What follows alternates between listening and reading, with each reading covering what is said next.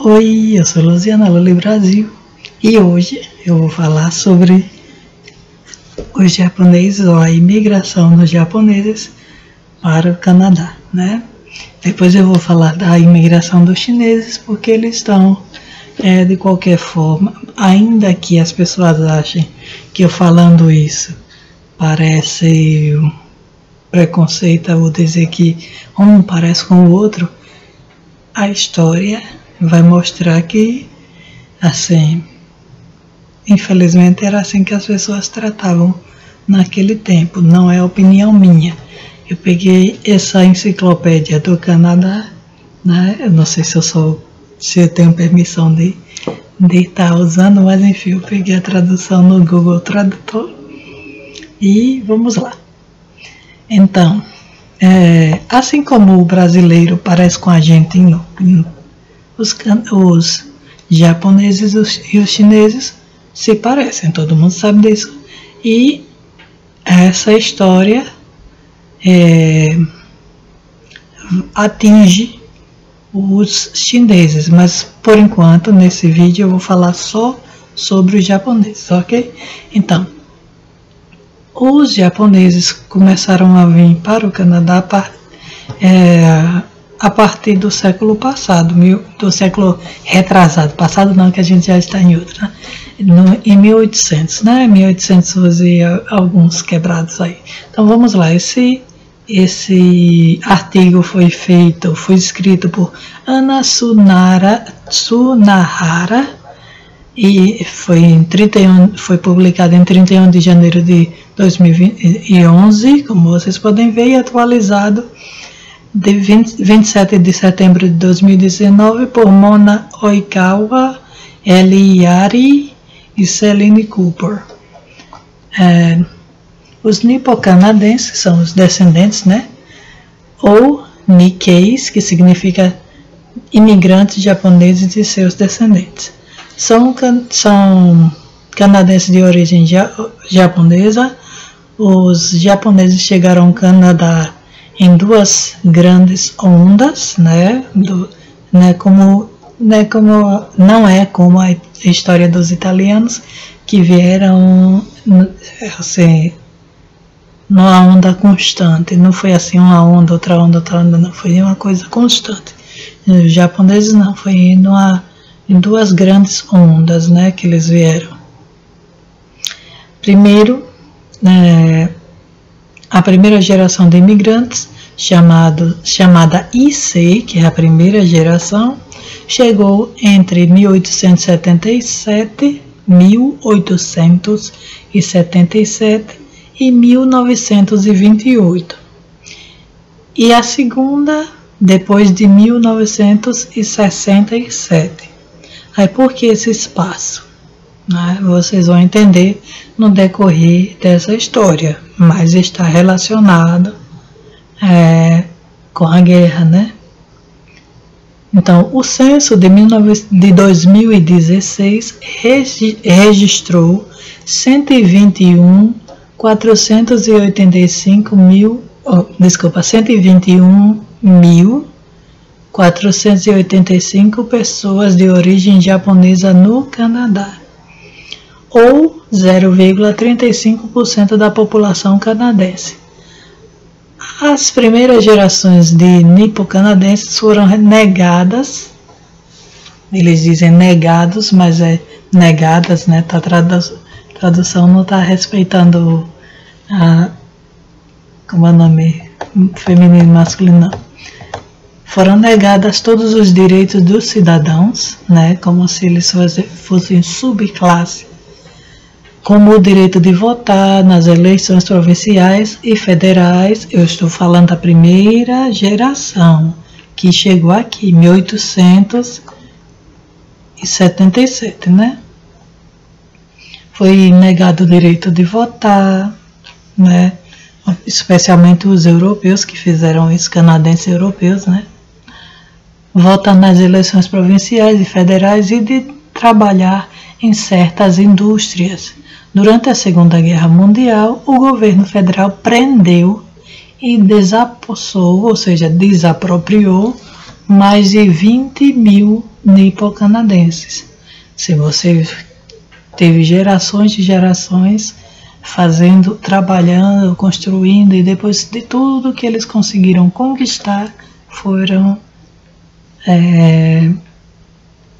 roubados, em outras palavras, pelo governo, né?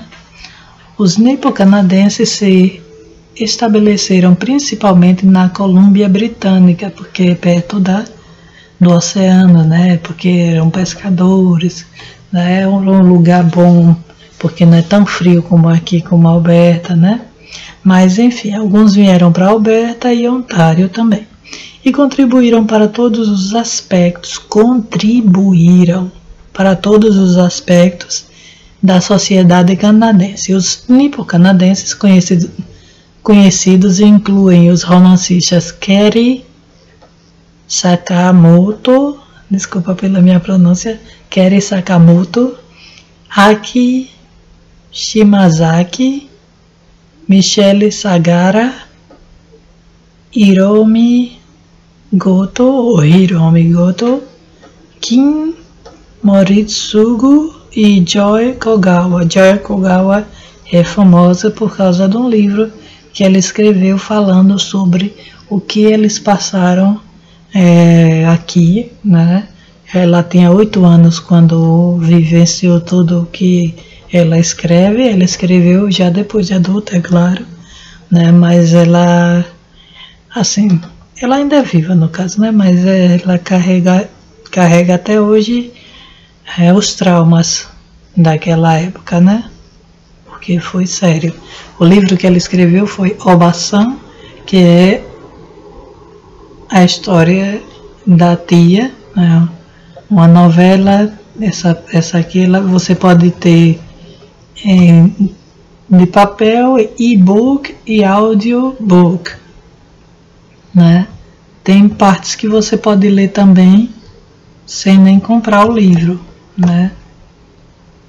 Tem aqui detalhes do livro, tem sobre Joy Kogawa, isso aqui. Em 2010, o governo japonês honrou com a Ordem do Sol Nascente, porque ela falou como foi realmente aqui em cima dessa pedra aqui, representando tudo que viveram, né? É bom ler, porque eu falando, o livro é grosso pra caramba. Eu não consegui ler tudo não, porque eu não tenho paciência. Mas um dia eu leio ou escuto o audiolivro. Foi em 2007 que eu tentei ler, né? Meu marido quis que eu lesse, eu acho que ele estava de fuleiragem. Enfim, mas mostrei aqui a capa do livro, né? Que é original. Aqui. Isso aqui é um audiobook, tá? Lido por Mary Ito. Okay? Deixa eu fechar essa página então, para lá, continuando. Então, o poeta Roy Mickey, o escritor Ken Adachi, os cineastas Midi Onodeira e Linda Ohama, o cientista que eu já falei dele, David Suzuki, que outro dia estava querendo mandar desculpa, eu empurrei aqui, mandar uma bomba para os encanamentos de petróleo, né? Suzuki, ele fala muito sobre o meio ambiente aqui no Canadá, né? David Suzuki. O funcionário público Tona Shoyama, os arquitetos Raymond Moriyama e Bruce Kuwabara, o líder comunitário Art Miki, o judoca Mas Takahashi e o agricultor Genichi Shimbashi. Os artistas incluem Takao Tanabe, eu já ouvi falar nesse Tanabe, Miyuki Tanobe, Roy Kiyoka e Kazuo Nakamura. Os políticos incluem Bev Oda, o primeiro membro do parlamento nipo-canadense e ministro do gabinete de BC, eles voltaram para BC, British Columbia, né? Ministro liberal Naomi Yamamoto e o ex-ministro de gabinete conservador progressivo de Ontário, David Tsuboshi. Vic Sunohara fez parte da equipe nacional de hóquei feminino que ganhou prata em 1998 e ouro em 2002 e 2006 nos Jogos Olímpicos de Inverno. Vamos lá. Temos aqui a imagem de homens da Embaixada do Japão em frente ao Hollow Tree, eu acho que existe ainda, né? Em Stanley Park, Vancouver, 1890. Major James Skid Matthews, Arquivos de Vancouver, AM 54S42, CVA 371-1365. Então, o histórico de imigração, né? Então, o primeiríssimo imigrante conhecido do Japão foi Manzo Nagano. Chegou à Colômbia Britânica em 1877. Em 1914, 10.000 pessoas de ascendência japonesa se estabeleceram permanentemente no Canadá. O censo de 2016 relatou 121.485 pessoas de origem japonesa no Canadá, 56.725 respostas únicas e 64.760 respostas múltiplas. A maioria dos descendentes de japoneses, eu não entendo esse negócio de respostas múltiplas e únicas não, deixa pra lá, mas esse deve ter a ver com esses estatística, não é comigo não. A maioria dos descendentes de japoneses vive em 3 províncias: Colômbia Britânica, Ontário, Colômbia Britânica 42%, né? Acho que eles voltaram para lá porque primeiro eles foram expulsos de lá, depois acho que voltaram. Ontário e 34% e Alberta 14%, que é normal porque eles foram forçados a vir para Alberta, né? Então eu mesmo não ficaria se fosse forçada. E aqui é frio pra caramba. Hoje, por exemplo, parece que é 20 e... Deixa eu ver aqui, viu? Eu tô saindo do assunto, mas é por uma justa causa. Então hoje, agora, neste exato momento, ensolarado do jeito que está, dia 22 de fevereiro, 9h56, a temperatura está menos 21 Celsius, ou seja, 21 graus negativos, e a sensação está menos 27, ou seja, não importa o que o termômetro está mostrando, importa o que a gente sente. O que a gente sente é frio, viu? A visibilidade está ótima, né? 16 quilômetros, a pressão do ar 10.048 HPA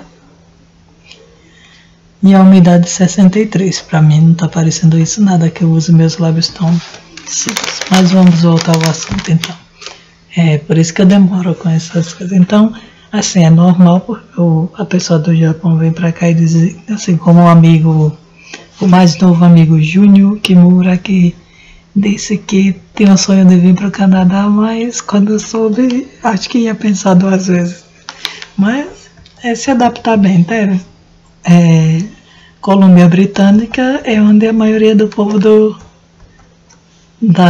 Japão vai. Tendo 10 províncias, preferem que tem mais sol, né? Então vamos lá. A primeira onda, de 1877 a 1928, primeira onda de imigrantes japoneses chamada Issei, que é a primeira geração, chegou, repetindo, em 1877 e entre 1877 e 1928. Até 1907, quase todos os imigrantes eram homens, porque vieram para trabalhar, ou seja, homens jovens. Em 1908, o Canadá insistiu que o Japão limitasse a imigração de homens para o Canadá a 400 por ano, organizando o que ficou conhecido como Acordo de Cavalheiros com funcionários do Japão. Como resultado, a maioria dos imigrantes, depois disso, eram mulheres que se juntavam a seus maridos ou mulheres solteiras noivas de homens no Canadá. Em 1928, o Canadá restringiu ainda mais a imigração japonesa a 150 pessoas por ano, uma cota raramente cumprida, né? Porque não tem como, vem o homem, aí ele quer trazer os pais, aí ele quer trazer a esposa ou a noiva, né? Alguns terminam casando com gente daqui mesmo, não acontece. Na história não está dizendo isso, mas a gente sabe que é verdade. Em 1940, a imigração cessou depois que o Japão se aliou aos inimigos do Canadá entre aspas, assim, o Canadá sempre foi amigo dos Estados Unidos. Então, o que os Estados Unidos dizem é assim, né? Eu não sei se hoje mudou, mas é assim.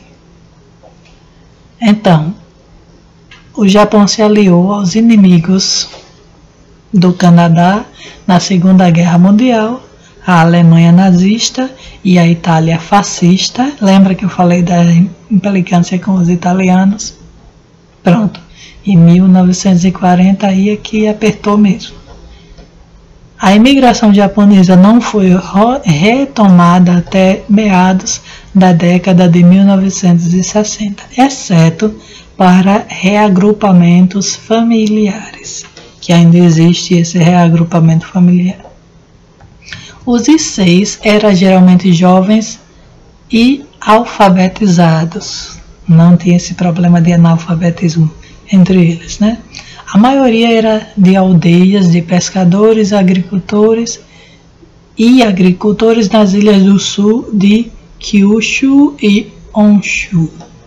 Uma minoria migrou de outras partes do Japão. Muitos se estabeleceram nas Japan Towns, que Towns é uma cidadezinha, vilarejo, uma cidade com pouco poder econômico, vamos dizer assim. Os subúrbios de Vancouver e Vitória. Em fazendas do Fraser Valley e em vilas de pescadores e cidades de celulose e mineração. Ou seja, para acabar com o pulmão da todo, né? Ao longo da costa do Pacífico. Veja Company Towns. Aqui eu vou clicar aqui para... eu não quero clicar porque senão depois eu vou ter que voltar. Vou aqui, peraí, viu?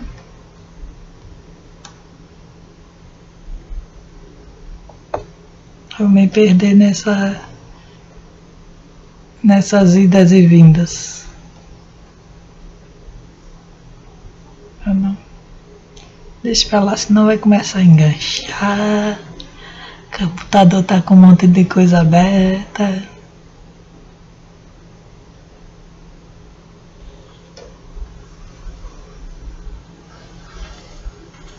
Deixa eu botar aqui senão ele ele vai desligar e eu vou perder tudo.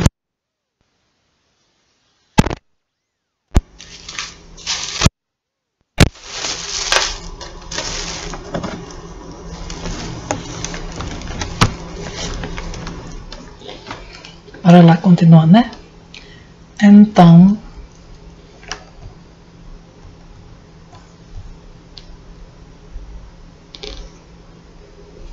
como a gente pode ver até aqui, que eu podia falar sem dar minha opinião, mas eu não sou assim. Se querem saber sem opinião, é só pegar aqui na The Canadian Encyclopedia e vocês mesmos leem sem dizer o que eu sei do que eu vejo aqui, né? Do que eu li, do que eu vi, do que já foi me contado.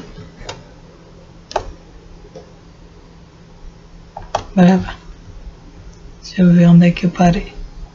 Então eu parei no que primeira onda. Para me situar aqui no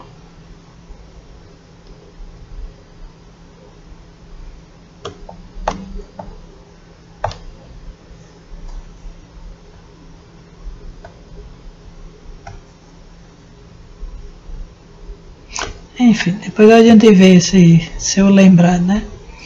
Depois a gente vê esse Company Towns. Algumas centenas se estabeleceram em fazendas e nas cidades de mineração de carvão de Alberta. Como vocês sabem muito bem, aqui surgiu, quem assistiu os vídeos já sabe que Alberta surgiu a partir de mineração, perto de Lethbridge. A criminalidade lá é terrível hoje em dia. E Edmonton, ou seja, isso é um retrato do povo que viveu ali, assim,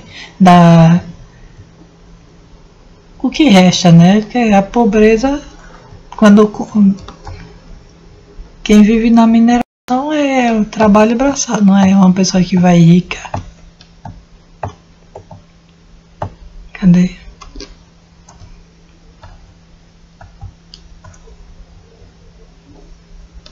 Que Company Town.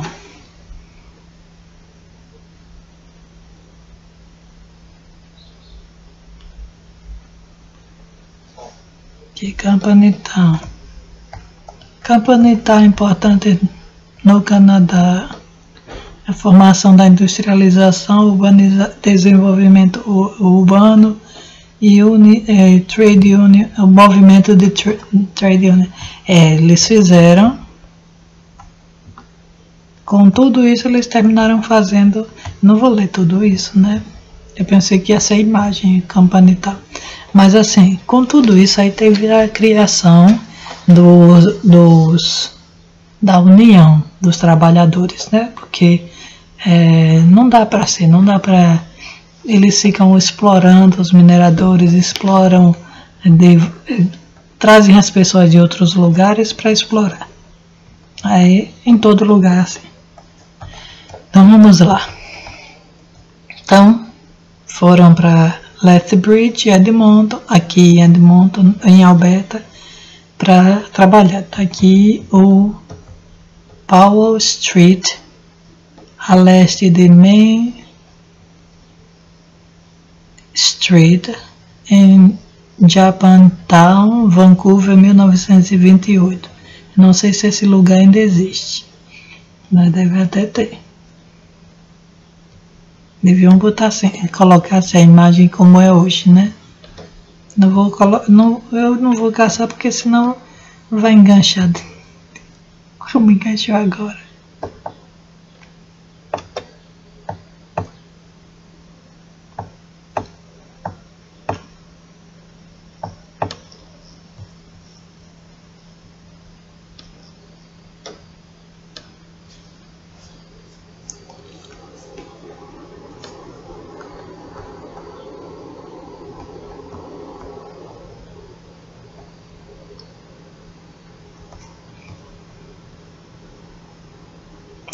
Essa imagem é de domínio público, né? Deixa eu ver. Vou ver se não engancha, se eu for olhar aqui.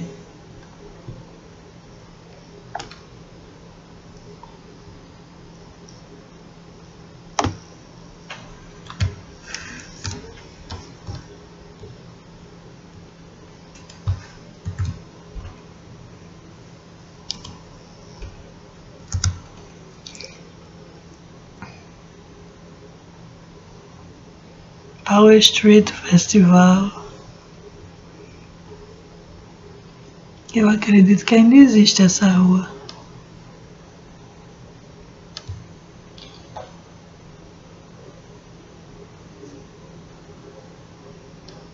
Aqui, ó. Ainda existe o lugar, tá vendo?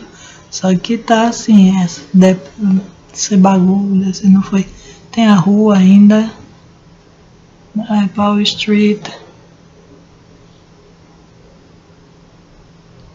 Ainda existe o lugar, né? O lugar não mudou de nome, não.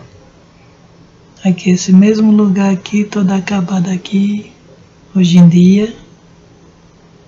Olha lá.